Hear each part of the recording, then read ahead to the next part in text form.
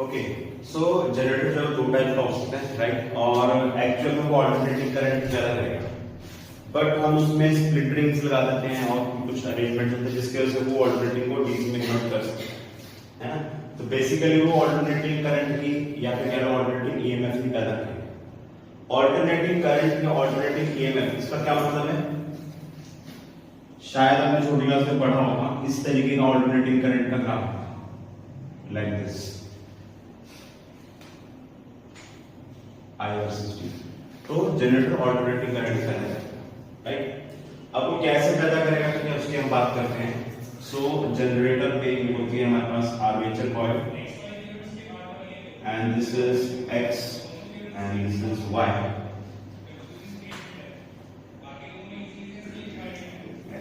North and south, और यहाँ पर मैग्नेटिक इम्पीडेंस इस डायरेक्शन में होगी एक्स एंड वाई जेड, ठीक है। ये हमने इन कॉर्नर्स के नाम दे दिए, ठीक है। करंट की डायरेक्शन में इसी से पता लगेगी, है ना। तो जो आर्मेचर कॉइल है इट रोटेट्स लाइक दिस, मतलब अगर ये कॉइल इस तरीके से रखी हुई है तो इस तरीके से रोटेट करेगी about this axis, this is rotation axis,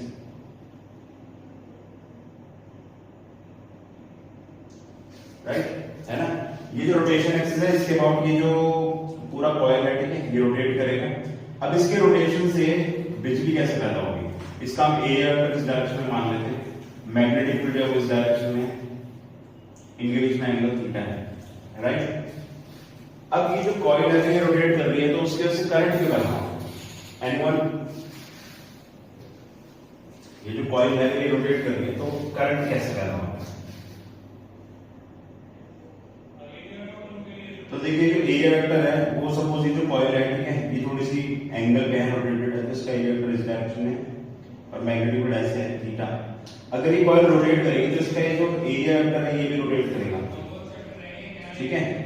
और अगर ये इस एक्सिस के अबाउट कॉइल रोटेट कर रही है with angular velocity omega, so 11th class में आपने पढ़ा हुआ है कि जो एंगुलर वेलोसिटी होती है omega, it is angular displacement upon time, है ना। तो थीटा की जगह आपका ओमेगा टी हो जाएगा, है ना। So this theta is omega T, right. यहां तक समझ आ रहा है ना। Omega is angular velocity with which this axis, है ना, या फिर जो आर्मेचर कॉइल रोटेट कर रही है, और उस ओमेगा की टर्म्स में हमने थीटा को लिया, राइट। नाउ हमने फ्लक्स का फॉर्मूला पढ़ा था, flux is BA cos theta, है ना। तो ये BA cos ओमेगा टी, है ना। थीटा की जगह हमने ओमेगा टी पुट कर दिया, ये वैल्यू, राइट, ये हमारा phi. This is flux for one coil, यानी कि सिंगल कॉइल। अगर यहाँ पर n टर्न्स है, if we have n turns में यहाँ पर फ्लक्स टोटल अब कितना हो जाएगा? n into B into A cos omega T, ठीक है।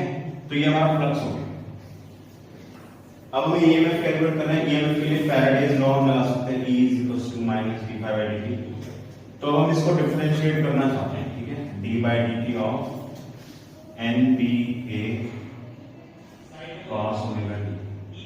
यहाँ पर n is number of turns, B is magnetic field, A is area of the loop, जो कि ये जो तीनों चीजें हैं ये कांस्टेंट है ना। तो nBA ये बाहर आ गया और इसको हम डिफरेंशिएट कर रहे हैं। इसका डिफरेंशिएशन क्या होगा? cos omega minus omega sin omega T, right.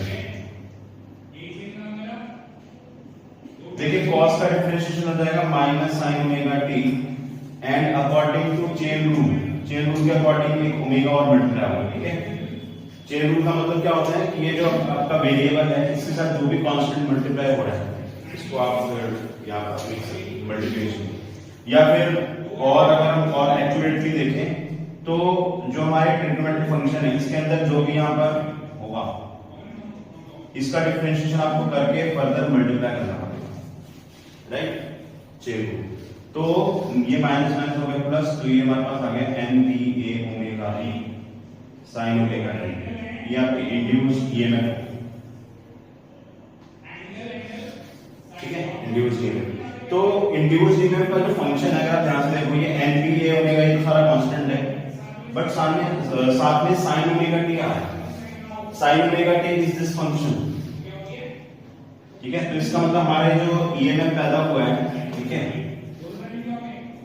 उसका भी जो ग्राफ है वो ऐसा ही होगा, ठीक है।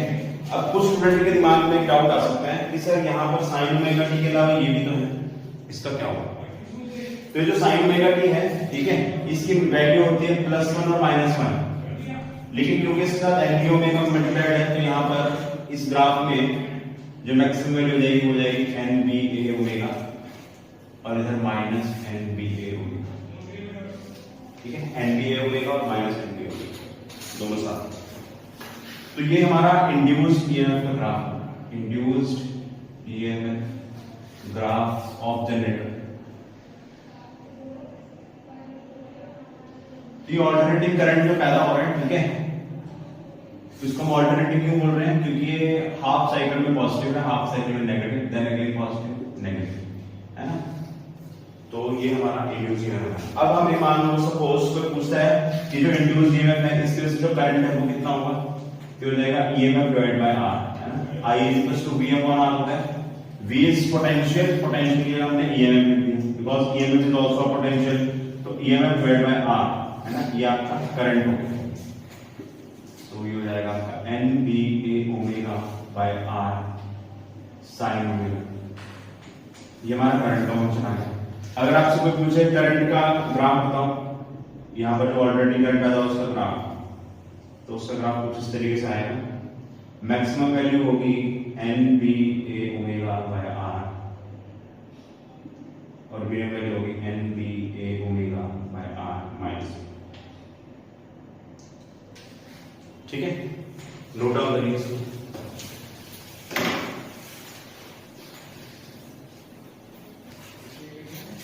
ओके, अच्छा ये आप सबको समझ में आ गया? इसमें किसी बच्चों को डाउट? नो, ठीक है।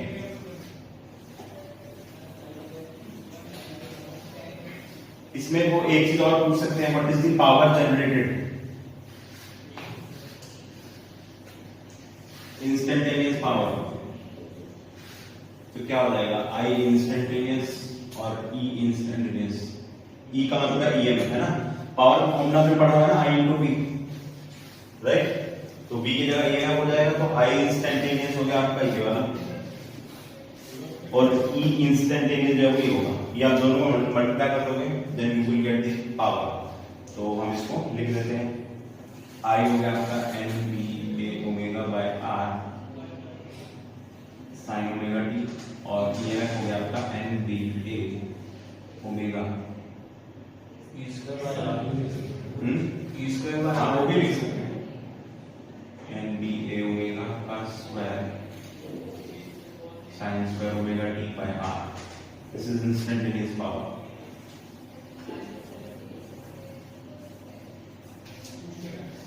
ठीक है। अगर एवरेज पावर निकालने के लिए बोला जाए, मतलब इसमें जो जो क्वेश्चन आ सकते हैं वो सारे पॉसिबिलिटीज मैं आपको बता रहा हूँ, वो क्या क्या पूछ सकते हैं। तो वो आपसे इंस्टेंटेनियस पावर तो खैर बहुत कम पूछते हैं, एवरेज पावर पे वो ज्यादा पूछता है। तो एवरेज पावर कैसे निकालेंगे? देखो कोई भी फंक्शन होता है ना, उसमें अगर कोई चीज कांस्टेंट है, जैसे ये NBA ओमेगा का स्क्वायर बाय R, ये पूरी टर्म जो है कांस्टेंट है, आप इसका एवरेज भी निकालोगे तो ये वही वैल्यू आएगी। जैसे सपोज अगर मैं लिखूं 2 है, मैं बोलूं इस 2 का एवरेज वैल्यू बताओ, तो क्या होगा? वही होगा, 2 होगा, बिकॉज़ इट इज ऑलवेज 2। तो कांस्टेंट का तो एवरेज वैल्यू वही रहता है जो कांस्टेंट की वैल्यू है, ठीक है। बट यहाँ पर ये फंक्शन है sin स्क्वायर, sin स्क्वायर जो फंक्शन है एक ऐसा फंक्शन है जिसका एवरेज हमें मतलब ऑलरेडी पता है, मैथमेटिक्स में आप लोगों ने निकाला होगा। नहीं निकाला है तो कोई बात नहीं, आप इसको याद रख लीजिए, इसका एवरेज होता है हाफ। तो आप लिख सकते हो average of this is half. तो अगर हमें पी एवरेज निकालना है तो ये सारी चीजें तो कांस्टेंट है, इसका एवरेज क्या बनता है? तो हमारे पास एवरेज पावर का फॉर्मूला है, ठीक है, इन वन टाइम। और यहाँ पर ना एक चीज और ध्यान रखनी है कि ऑल्टरनेटिव करंट में हम पावर करेंगे, ठीक है। तो पावर में पावर का जो फॉर्मूला होता है उसमें पावर फैक्टर होता है, ठीक है। अगर वो पावर फैक्टर से रिलेटेड चीजें पूछेंगे तो वो आपको वर्ड होना यूज करेंगे, राइट। वो हम अभी ऑल्टरनेटिंग करंट में देखेंगे, ठीक है। आगे बढ़ते हैं।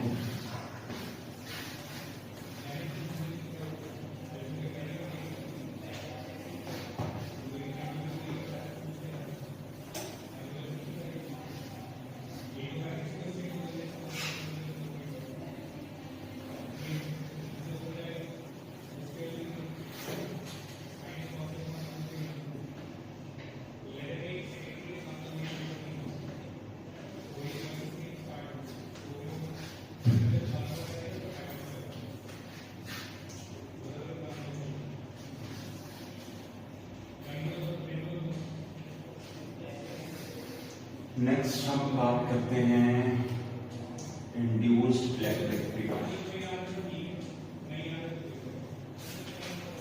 अभी हमने अच्छा एडी करंट्स तो पढ़ा हमने, एडी करंट्स, ठीक है। पहले एडी करंट्स पढ़ेंगे।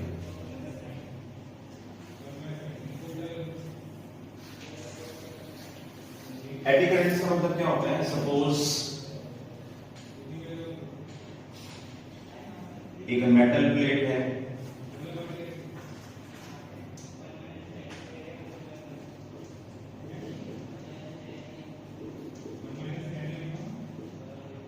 और ये जो मेटल प्लेट है ये ऑसिलेट कर रही है लाइक दिस, इस तरीके से ऑसिलेट कर रही है, ठीक है। क्या होगा? मोबाइल रख, ये जो प्लेट है ये ऑसिलेट कर रही है, ठीक है, मैग्नेटिक फील्ड में। This is a metal plate, है ना। अब हमने इलेक्ट्रोमैग्नेटिक इंडक्शन चैप्टर है, उसमें दो चीजें पढ़ी हैं जिससे करंट पैदा हो सकता है। एक तो फ्लक्स के चेंज होने से, फैराडेज लॉ। दूसरा मोशनल ईएमएफ। मोशनल ईएमएफ का मतलब अगर एक कंडक्टर मैग्नेटिक फील्ड में मूवमेंट करेगा तो करंट पैदा होगा। ये एक सिंपल सी चीज है ना। तो ये जो कंडक्टिंग प्लेट है ये मैग्नेटिक फील्ड में मूव कर रही है, तो इसका मतलब ये करंट तो पैदा करेगी। अब वो करंट जाएगा कहां? क्योंकि ये एक मेटल प्लेट है, कोई सर्किट नहीं है यहाँ, लेकिन मेटल है, मेटल का मतलब कंडक्टर है, तो करंट जो है वो ट्रैवल कर सकता है, लेकिन करंट के पास सर्किट नहीं है।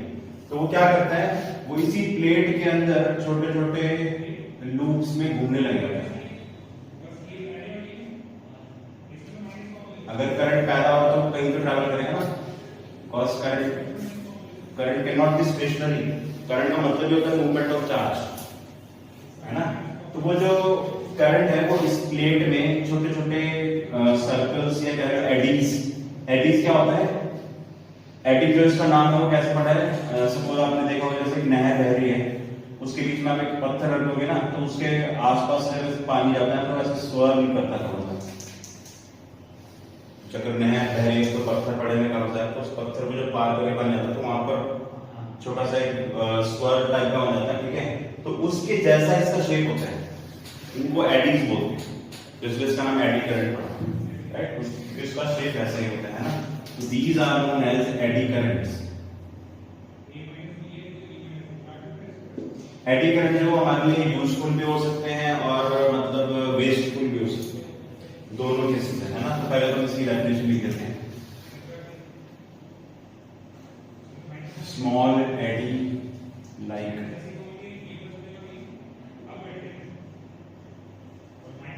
currents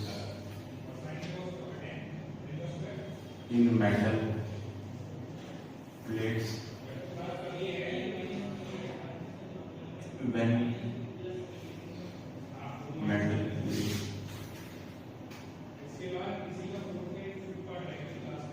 moving of magnetic field region.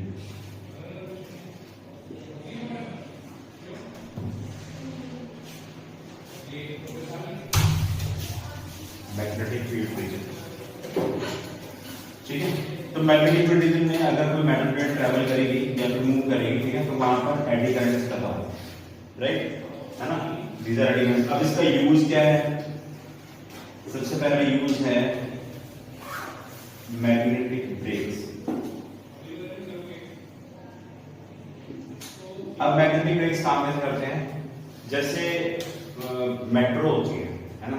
अब मुझे नहीं पता कि दिल्ली मेट्रो में ये लगा हुआ या नहीं लगा सिस्टम, ठीक है, बट बहुत सारे ऐसे मेट्रोज हैं, ठीक है, या ट्रेन्स हैं, ठीक है, जिसमें जो व्हील्स हैं अगर वो मेटल के हैं, है ना, ये हम डायग्राम से समझते हैं, ये व्हील है, ठीक है, और ये मेटल का है, मेटल व्हील, और ये रोटेट कर रहा है, तो मुझे इसको रोकना है। तो वो क्या करते हैं, यहाँ पर मैग्नेटिक फील्ड क्रिएट कर देते हैं एकदम से सडनली। अगर मुझे इस टायर को रोकना है, रोटेटिंग व्हील को, तो मैं सडनली मैग्नेटिक फील्ड पैदा करता हूँ। उससे क्या होगा, उससे इसमें छोटे छोटे एडी करंट्स पैदा हो जाएंगे। वो एडी करंट्स क्या करते हैं, eddy currents waste energy in the form of heat.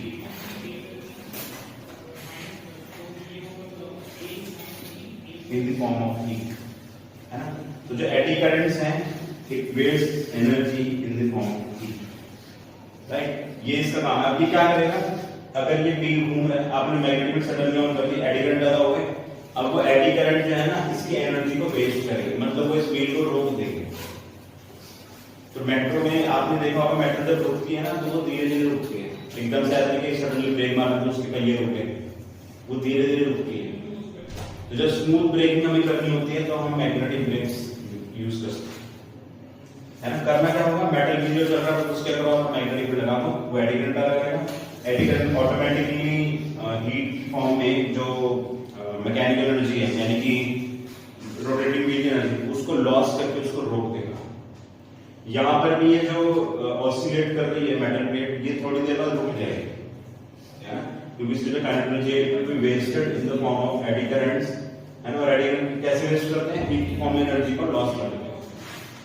तो जो मेटल प्लेट है या फिर जो ये व्हील है, ये गर्म हो जाएगी और रुक जाएगी, ठीक है। चलिए नोट डाउन करिए इसको।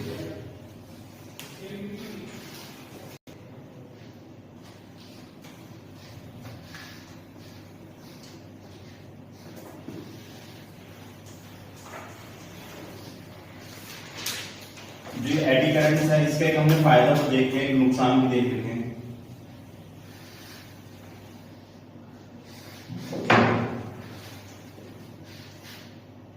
तो होता क्या है, जो एक ट्रांसफार्मर होता है, यहाँ पर अभी हम ट्रांसफार्मर नहीं पढ़ रहे हैं, है ना, यहाँ पर हम एडी करंट्स की एप्लीकेशन पढ़ रहे हैं।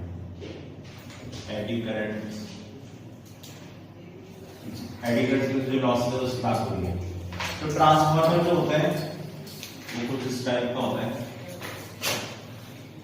इधर होती है प्राइमरी कॉइल, इधर होती है सेकेंडरी कॉइल, और ठीक है। तो ये जो पार्ट है ये पूरा मेटल का बना होता है। आप जैसे कितने बच्चों ने ट्रांसफार्मर देखा होगा, छोटा छोटा सा होता है ट्रांसफार्मर, टीवी जैसे दिखता है, थोड़ा छोटा सा टीवी, सर बड़ा वाला देखा जो गलियों में लगा होता है, वो जो टीवी पे आता था। टीवी भी बहुत ट्रांसफार्मर सर आपने देखा नहीं है मूवी ट्रांसफार्मर? देख रखी है। अच्छा देख रही है। हाँ। तो पूछ लो कौन सा वाला। ट्रांसफार्मर मैं कह रहा हूँ, ट्रांसफार्मर में मूवी की बात थोड़ी कर रहा हूँ। अगर आप मूवी कर रहे हो तो मूवी तो देखी हुई है मैंने। चलिए, तो देखो ये कुछ इस टाइप का अरेंजमेंट होता है, जैसे मेटल की जो प्लेट्स है ना, काफी सारी मेटल की प्लेट्स को हम जोड़ देते हैं, है ना, वो ऐसे समझ सकते हो। ऐसी मेटल प्लेट्स हमने काफी सारी ली और उन सबको जोड़ दिया, ठीक है, और बीच में से एक छोटा स्क्वायर काट के निकाल दिया, समझ गए। जैसे ये जो पेज है ना, ठीक है, इसके 4 लेयर्स हैं, 1 2 3 4, ऐसे उसमें 4 लेयर नहीं होते, उसमें बहुत सारे लेयर होते हैं, है ना। तो ये सारी मेटल की प्लेट्स हैं जो बीच में पेजेस की लेयर है, ठीक है, ऐसी बहुत सारी लेयर्स होती हैं। अब इसमें से क्या किया इन्होंने, उसमें से बीच में से एक रेक्टेंगल और काट दिया, ऐसा बन गया, ठीक है। अब यहाँ प्रॉब्लम क्या होती है, जब आप इस ट्रांसफार्मर को ऊपर से देखोगे तो आपको कुछ इस तरीके का दिखेगा, क्योंकि बहुत सारी लेयर्स जो है मेटल प्लेट्स की, उसको जोड़कर बना है इसका जो मेटल वाला पार्ट होता है, ठीक है, ऊपर से देख रहे हैं टॉप व्यू, ठीक है। तो ये एक्चुअल में रियल वाला जो ट्रांसफार्मर है वो लेयर्स से बना हुआ है, ठीक है। और इन लेयर्स के बीच में होती है इंसुलेशन, इंसुलेशन बिटवीन लेयर्स। ये एक्चुअल ट्रांसफार्मर की बात हो रही है जो रियल लाइफ में दुकान पे मिलता है, उसकी बात हो रही है। ठीक है, अब इसको मेटल प्लेट से क्यों बनाया गया? अगर हमें इतना मोटा ही बनाना है ट्रांसफार्मर तो हम एक मेटल का टुकड़ा टुकड़ा लेंगे। बट बीच में इंसुलेटर तो डालना है। हाँ, अच्छा इंसुलेशन क्यों डालना है? What is the reason? Insulation इसलिए डालना है क्योंकि जो मेटल प्लेट्स है ना, ठीक है, इनकी थिकनेस पतली पतली होगी, तो जो यहाँ पर प्राइमरी कॉइल और सेकेंडरी कॉइल है उसमें जो मैग्नेटिक फील्ड चेंज हो रही है बार-बार, ठीक है, उसकी वजह से कुछ एडी करंट्स यहाँ पर पैदा हो जाते हैं। वो एडी करंट जो है वो लॉस करते हैं, ट्रांसफार्मर की एनर्जी को लॉस करते हैं। और वो कैसे बनते हैं? अगर आप ये पूरा मेटल का पीस ले रहे हैं ना, ये तो एडी करंट्स कितने बड़े बड़े बनेंगे? Big eddy currents. तो ये एक प्रॉब्लम थी जब स्टार्टिंग ट्रांसफार्मर बनाया गया ना, तो ये प्रॉब्लम आ रही थी कि हीट की वजह से बहुत लॉस हो रहा है ट्रांसफार्मर में। ठीक है, तो क्या किया जाए? क्योंकि एडी करंट तो पैदा होंगी, क्योंकि वो तो नेचर का फिनोमेना है कि आप कंडक्टर को मोशन करवाओगे मैग्नेट में या फिर इसको चेंज करोगे, तो एडी करंट तो पैदा होगी। अब उसको से लॉस हो रहा है तो क्या किया जाए? तो उन्होंने क्या बोला, इसको काट दो पीछे। अब ऐसा नहीं है कि काटने के बाद फिर आपने जोड़ दे तो फिर मेटल का पीस बन गया दोबारा से। हमें उनको लेयर्स में काटना है और सबकी इंसुलेशन करके ताकि वो एक अलग अलग लेयर की तरह ट्रीट हो। इससे फायदा क्या होगा? ये जो छोटे छोटे लेयर्स हैं इनके अंदर जो एडी करंट्स हैं वो छोटे छोटे पैदा होंगे।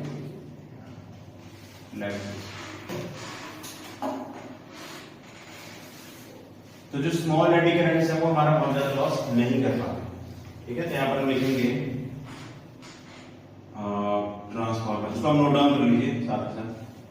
Transformers are made with metal plate layers and insulation is provided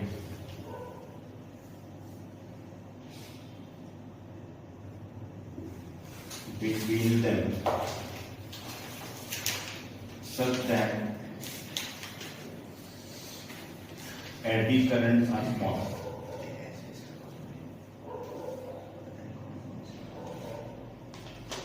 As shown in diagram.